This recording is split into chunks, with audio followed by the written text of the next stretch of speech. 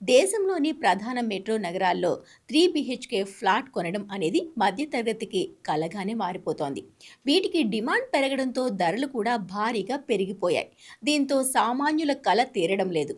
ఒకప్పుడు 1000 చదరపు అడుగుల్లోపే 2 బీహెచ్కేకి ప్రాధాన్యత ఇచ్చిన సగటు మధ్యతరగతి ప్రజలు కరోనా తర్వాత కాస్త విశాలమైన ఇళ్ల వైపు మొగ్గు చూపించడం ప్రారంభించారు.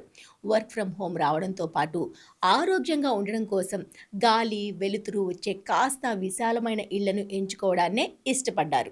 ఈ క్రమంలో 3 బీహెచ్కే ఫ్లాట్ ధరలకు రెక్కలు వచ్చాయి. ప్రస్తుతం దేశంలోని 5 ప్రధాన నగరాల్లో 3 బీహెచ్కే సగటు ధర దాదాపు 2.7 కోట్లకు చేరిందని స్క్వేర్ యాడ్స్ తన తాజా నివేదికలో వెల్లడించింది. అంటే ఏడాదికి 23 లక్షలు సంపాదించే వ్యక్తి తన మొత్తం సంపాదనను 12 ఏళ్ల పాటు దాచితేనే 3 బీహెచ్కే కొనగలడన్నమాట.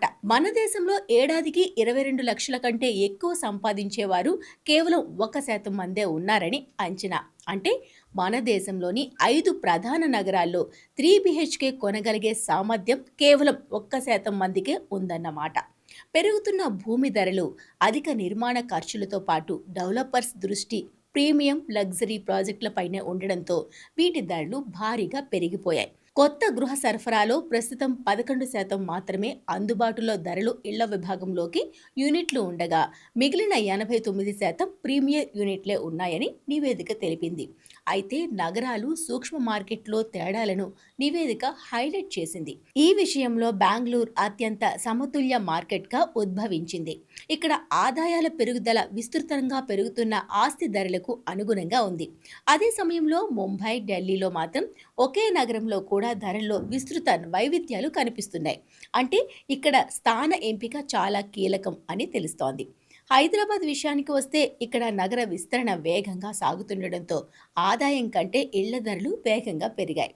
పూణేలో కీలకమైన ప్రాంతాల్లో ధరలు పెరుగుతుండడంతో చాలామంది శివారు ప్రాంతాల వైపు మొగ్గు చూపిస్తున్నారు.